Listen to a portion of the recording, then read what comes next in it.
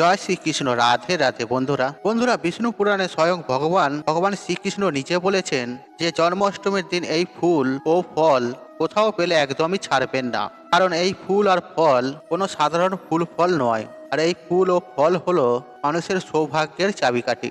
সেই সঙ্গে বন্ধুরা এই দিন সকালে ঘুম থেকে উঠে এই সামান্য কার্য আমাদের বহু মানুষের বন্ধ ভাগ্য খুলে দেয়। এছাড়াও এই পবিত্র জন্মাষ্টমী যেহেতু সোমবার দিন ও মঙ্গলবার দিন পড়েছে, অজান্তি ভুল কিন্তু আমাদের এই দিনে সৌভাগ্যের দরজা বন্ধ করে দেয়। তাই যদি বন্ধুরা আপনারা সারা বছর সারা মাস ভগবান শ্রীকৃষ্ণের ও মা লক্ষ্মীর কৃপা প্রাপ্ত করতে চান, বাড়িতে সুখ শান্তি ও আর্থিক উন্নতি করতে চান, তাহলে অবশ্যই কিন্তু আপনারা ভিডিওটি পুরো দেখবেন।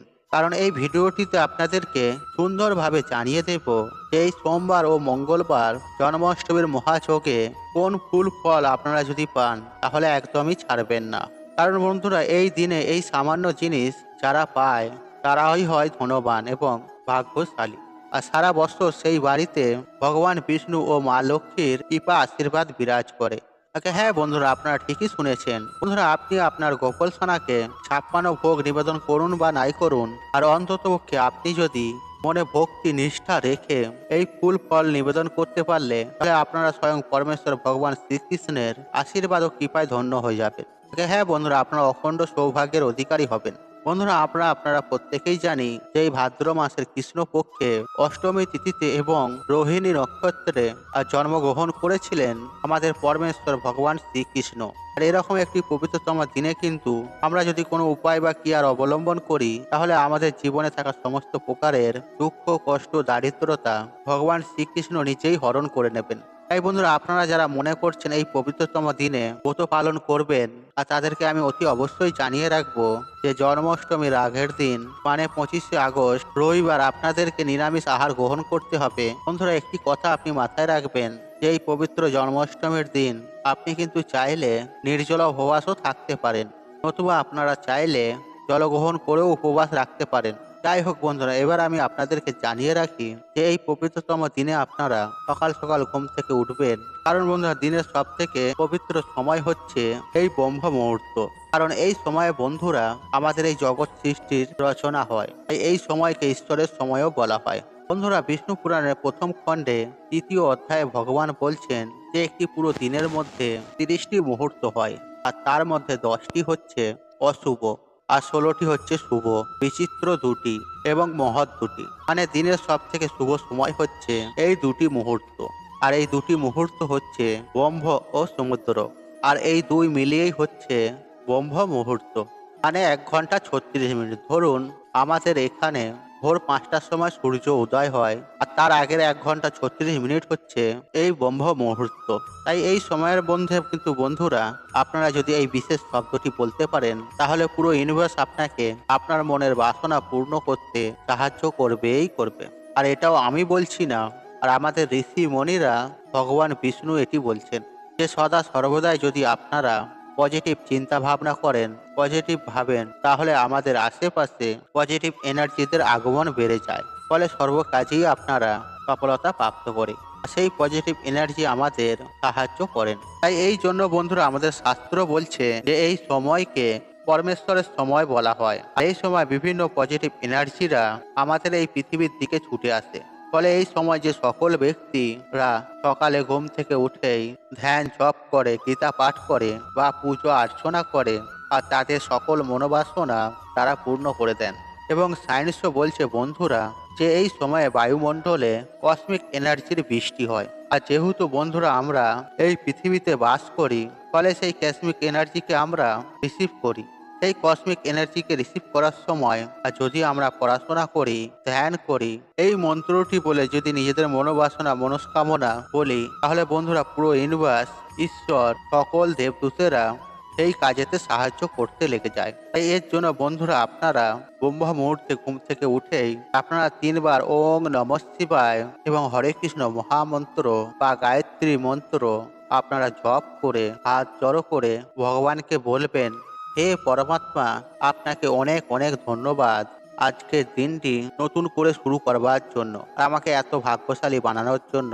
এবং তারপর বন্ধুরা আপনারা আপনাদের যা মনোবাসনা রয়েছে তা পূর্ণ হয়ে গেছে তা এমন বলবেন এবং তা কল্পনা করবেন। মানে ধরুন আপনার একটা ভালো চাকরি চাই, আর আপনারা কি বলবেন, হে পরমাত্মা, আমাকে এত ভালো একটা চাকরি দেওয়ার জন্য আপনাকে অনেক অনেক ধন্যবাদ, আর আমাকে এত ধন সম্পত্তি দেওয়ার জন্য আপনাকে অনেক অনেক ধন্যবাদ। বন্ধুরা আপনারা কিন্তু সেই সময় চাইবেন না, বলবেন আপনি পেয়ে গেছেন। বন্ধুরা এইভাবেই যদি আপনারা সকালে ব্রহ্ম মুহূর্তে ঘুম থেকে ওঠার পর এই কল্পনা করবেন এবং 21 বার অন্তত আপনারা এটি বলবেন, দেখবেন কিছু দিনের মধ্যেই আপনাদের লাইফে কেমন পজিটিভলি আগমন হয়েছে এবং আপনাদের মনোবাসনা ধীরে ধীরে পূর্ণ হচ্ছে। এই দিনে গঙ্গা স্নান দান পুণ্যের এক বিশেষ মাহাত্ম্য রয়েছে, আর শাস্ত্র বলছে আর এই দিনে এই সময়ে আর যদি গঙ্গা স্নান করা যায় তাহলে মানুষের 10 রকমের এবং 10 জন্মের পাপের নাশ হয়ে যায়। কিন্তু যদি বন্ধুরা আপনাদের যদি গঙ্গা স্নান করা সম্ভব না হয় তাহলে আপনারা সামান্য গঙ্গা জল এবং তুলসী পত্র জলে মিশিয়ে তা দিয়েও আপনারা যদি স্নান করেন তাহলে গঙ্গা স্নানের মতোই আপনারা পূর্ণ প্রাপ্তি করবেন। কিন্তু স্নান করার আগে আপনারা হাত জড়ো করে মাতা গঙ্গার উদ্দেশ্যে আপনারা বলবেন, জয় মা গঙ্গা, জয় মা গঙ্গা, জয় মা গঙ্গা। এই মন্ত্রটি জপ করে তারপর স্নান করবেন। এছাড়াও শাস্ত্র বলছে বন্ধুরা এই দিনে ভগবান বিষ্ণু ও ভগবান শিবের অবশ্যই কিন্তু আপনারা পুজো করুন। এই দিনে আপনারা পুজো করার পর আর আপনারা ভগবানের প্রসাদ যেমন কলা, নারকেল, বেদানা, ডালিম বা ভগবানের প্রিয় ভোগ, ভগবানের প্রিয় ফল আপনারা অবশ্যই দান করুন এবং প্রসাদ রূপে আপনারা বাড়িতে সকলে তারপর সেটিকে গ্রহণ করুন। এছাড়াও এই দিনে যে কোনো ধরনের খাবার, ছাতা ও জল কোনো অসহায় মানুষ বা কোনো পশু পাখিকে আবার দান করলে ভগবান অত্যন্ত প্রসন্ন হন এবং তার সকল দুর্ভাগ্য ভগবান নাশ করে দেন। তাই বন্ধুরা এই দিনে আপনারা বেশি বেশি করে ভগবান বিষ্ণু ও দেবাদিদেব মহাদেবের নাম কীর্তন করুন। আর এই দিনে শিবলিঙ্গে আপনারা জল অর্পণ করুন আর স্নান করে এসে আপনারা তুলসী মঞ্চে জল অর্পণ করুন। আর এই দিন সন্ধ্যার পর মহামৃত্যুঞ্জয় মন্ত্র আপনারা এই দিনে অবশ্যই জপ করুন। এছাড়াও এই দিনে আপনারা কোনো রকমের খারাপ চিন্তা ভাবনা করবেন না এবং কি অযথা মাথা গরম করবেন না। কোনো রকমের অশ্লীল আচরণ এই দিন আপনারা ভুলেও করবেন না এবং কোনো রকমের তামসিক খাবার এই দিনে খাবেন না, যেমন পেঁয়াজ, রসুন, মাছ, মাংস বা মদ্যপান। নইলে নিজেরাই কিন্তু আপনারা আপনাদের সৌভাগ্যের দরজা চিরকালের মতো বন্ধ করে দেবেন।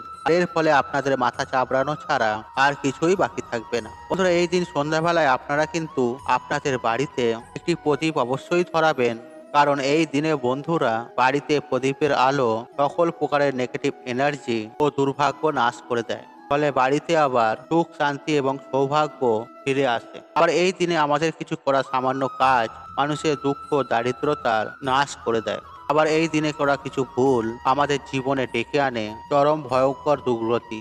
আমাদের সৌভাগ্যের নাশ হয় এবং কি পরিবার লক্ষ্মীশ্রী হয়ে যায়, ফলে পরিবারে নেমে আসে বন্ধুরা ঘোর অন্ধকার। বন্ধুরা আমি সবার প্রথমে যে বিষয়টির কথা বলবো তা হলো আগামী 25শে আগস্ট মানে ব্রতের আগের দিন কিন্তু কোনো রকমের আমিষ আহার একদম ভুল করেও গ্রহণ করবেন না। পেঁয়াজ, রসুন, চা এবং কোনো ধরনের নেশা জাতীয় জিনিস আপনারা কিন্তু এই দিনে একদমই করবেন না। পারলে এই দিনে আপনারা রাতে ভগবানকে ভোগ নিবেদন করে আর সেই প্রসাদ আপনারা বাড়িতে সকল মিলে তা গ্রহণ করুন এবং এরপরে আপনারা ভগবানকে প্রণাম করে আর ভগবানকে আপনাদের বাড়িতে আমন্ত্রণ জানিয়ে তারপর ঘুমিয়ে পড়ুন। নাম্বার 2, এর পরের দিন আপনারা সকাল সকাল মানে ব্রহ্ম মুহূর্তে ঘুম থেকে উঠবেন। তারপরে আপনারা মাতা লক্ষ্মীকে প্রণাম করে আপনারা সকালেই স্নান পর্ব সেরে নেবেন। এরপর স্নান করে এসে আপনারা পরিষ্কার পরিচ্ছন্ন জামা কাপড় পরে ভগবানের আরতি করে আপনারা একটি সংকল্প নেবেন যে আজ আপনারা ভক্তি মনে ভগবানের এই ব্রত সম্পূর্ণ করবেন। নাম্বার 3, এছাড়াও বন্ধুরা এই দিনে কোনো রকমের কিন্তু খারাপ কার্য বা অধর্মিক কোনো কার্য আপনারা একদমই করবেন না, কারণ এই দিনে বন্ধুরা আপনারা কাউকে দুঃখ দেবেন না। আর এই দিনে যদি বন্ধুরা আপনাদের বাড়িতে কেউ আসে তাহলে তাকে কিন্তু আপনারা খালি হাতে ফেরাবেন না, কারণ এই দিনে ভগবান ভক্তের পরীক্ষা নিতে কি রূপে চলে আসেন তা কেউ বলতে পারে না। তাই এই দিনে বন্ধুরা আপনারা বেশি বেশি করে হরিনাম করুন, গীতা পাঠ করুন বা গীতা শ্রবণ করুন এবং আপনার সাধ্য ও সামর্থ্য অনুযায়ী বন্ধুরা এই দিনে ভগবানের পুজো দিতে কিন্তু একদমই ভুলবেন না। এবং সন্ধ্যাবেলায় আপনারা তুলসী মঞ্চে একটা প্রদীপ দেখান আর ভগবানের এই দিনে আপনারা আরতি করুন। এছাড়াও বন্ধুরা এই দিনে কোনো ধরনের গাছপালা চুল দাড়ি কিন্তু আমাদের ভুল করেও কাটতে নেই। নাম্বার 4, বন্ধুরা আমাদের হিন্দু শাস্ত্র বলছে যে জন্মাষ্টমীর দিন আমাদের ভুল করেও অন্ন গ্রহণ করতে নেই। আর যারা বন্ধুরা এই দিনে উপবাস রাখছেন আর তারা ব্রত সম্পূর্ণ হওয়ার পর বা পরের দিন কিন্তু তারা ভগবানের প্রসাদ গ্রহণ করে এই ব্রত পালন করবেন। কিন্তু যারা বন্ধুরা আপনারা অসুস্থতার কারণে বা যে কোনো কারণেই হোক না কেন এই উপবাস রাখতে পারছেন না, তারা পঞ্চ রবি শস্য বর্জন করে নিরামিষ আহার গ্রহণ করেও এই ব্রত কিন্তু সম্পূর্ণ করতে পারেন। মানে ভগবানের এই দিনে আপনারা পুজো অর্চনা দিতে পারেন।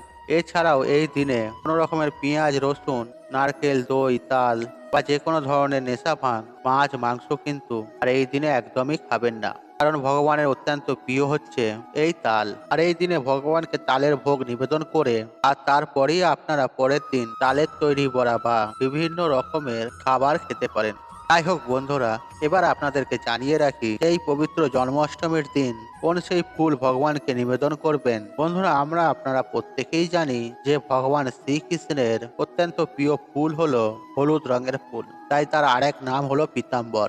তাই আপনি যদি এই দিন হলুদ রঙের সমস্ত প্রকার ফুল দিয়ে পরমেশ্বর ভগবান শ্রীকৃষ্ণ গোপালকে সাজাতে পারেন, হলুদ বস্ত্র পরিধান করাতে পারেন, তাহলে আপনার গোপাল সোনাও আপনার প্রতি অত্যন্ত প্রসন্ন হবে। এছাড়াও মহাভারতে মহারাজ যুধিষ্ঠির সামনে শ্রীকৃষ্ণ নিজের ফুলের কথা উল্লেখ করেন। বন্ধুরা পরমেশ্বর ভগবান শ্রীকৃষ্ণ বলেন কুমুদ করবী মালতী পলাশ ও বনমানা ফুল আর তার বড়ই প্রিয়। তাই বন্ধুরা এই ফুলগুলির মধ্যে যে কোনো একটি ফুল যদি আপনি এই দিন কোথাও দেখতে পান, তাহলে সেটি তৎক্ষণাৎ নিয়ে আপনার বাড়িতে আসুন এবং আপনার বাড়িতে থাকা গোপাল সোনাকে তথা ভগবান শ্রীকৃষ্ণকে তা অতি অবশ্যই নিবেদন করুন। দেখবেন এর ফলে আপনার সমস্ত প্রকারে দুঃখ কষ্ট দারিদ্রতা এবং কি দুর্ভাগ্যের নাশ হয়ে যাবে।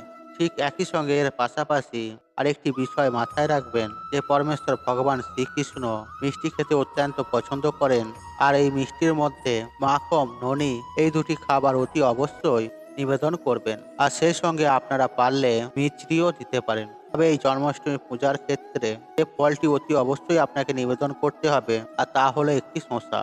তা হ্যাঁ বন্ধুরা, এই শসা নিবেদন করতে আপনারা কখনোই ভুলবেন না, কারণ বিষ্ণু পুরাণ অনুসারে এই শসা ছাড়া জন্মাষ্টমীর পূজা সম্পূর্ণরূপে অসম্পূর্ণ। বন্ধুরা এই শসা ছাড়া আপনারা অন্যান্য ফলও নিবেদন করতে পারেন, কিন্তু শসা এই পুজোয় অতি অবশ্যই লাগবে। তবে আপনারা এই শসা নেওয়ার ক্ষেত্রে আপনারা একটু দেখে নেবেন যেন শসাটি পরিষ্কার পরিচ্ছন্ন এবং সোজা থাকে। কোথাও পোকা খাওয়া কিংবা বাঁকা এই ধরনের কোনো শসা নেবেন না। তবে বন্ধুরা এই শসা আপনারা নিলেন ভগবানকে নিবেদন করলেন, সেটি করলে হবে না। এই শসা ভগবানকে নিবেদন করার জন্য শাস্ত্রের একটি বিধি ও বিধান রয়েছে, তা আপনাদেরকে পালন করতে হবে। আর তা হলো আপনারা সবার প্রথমে আপনারা একটি 1 টাকার কয়েন নেবেন এবং আপনারা যেভাবে ভগবানের পুজো আরাধনা করবেন সমস্ত কিছু আপনারা আপনাদের মনের মতো করে সাজিয়ে গুজিয়ে নেবেন। এবং আপনারা যদি পারেন জন্মাষ্টমীর রোহিণী নক্ষত্র সময় চলাকালীন আপনার গোপাল সোনার পুজো আরাধনা করবেন। আপনাদের সাধ্য ও সামর্থ্য অনুযায়ী ফুল ফল মিষ্টি নিবেদন করবেন এবং এই শসা নিবেদন করার সময় আপনারা একটি 1 টাকার কয়েন দিয়ে সেই শসাটির মধ্যে খান থেকে 2 আধখানা করে দেবেন। কারণ বন্ধুরা শাস্ত্র মত অনুসারে আর এই শসা কাটাকে নারী ছেদন বলা হয়, মানে যশোদা মায়ের থেকে ভগবানের নারীর ছেদন করা হয়। তবে এই উপায় বা ক্রিয়াটি করতে একদমই ভুলবেন না। বন্ধুরা আপনারা জন্মাষ্টমীর ব্রত পালন করুন বা নাই করুন, অন্ততপক্ষে আপনারা যদি সামান্য এইটুকু নিয়ম পালন করতে পারেন, তাহলে জন্মাষ্টমীর ব্রতের সম্পূর্ণ ফল আপনারা পাবেন। তবে ভগবানের পুজো আরাধনার ক্ষেত্রে তুলসী গাছের পাতা অতি অবশ্যই নিবেদন করবেন প্রত্যেকটি ভোগে, প্রত্যেকটি ফুলে, প্রত্যেকটি নৈবেদ্যে।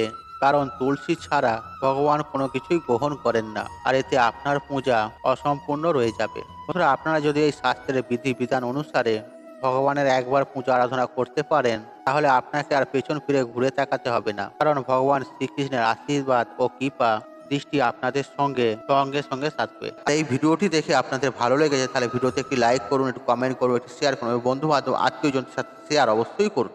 মনে রাখবেন আপনার একটি শেয়ার অনেক মানুষকে উপকৃত করে তুলতে পারে। আর আপনি যদি আমার চ্যানেলে নতুন হয়ে থাকেন তাহলে চ্যানেলটি অবশ্যই সাবস্ক্রাইব করুন এবং পাশে থাকা নোটিফিকেশন অন রাখুন। কারণ এইরূপ নিত্য নতুন ভিডিও সবার আগে দেখার জন্য। ঈশ্বর আপনার মঙ্গল করুক, আপনি সুস্থ থাকুন, নিরোগ থাকুন, আপনার দিন মঙ্গলময় হোক। হরে কৃষ্ণ কৃষ্ণ কৃষ্ণ হরে হরে।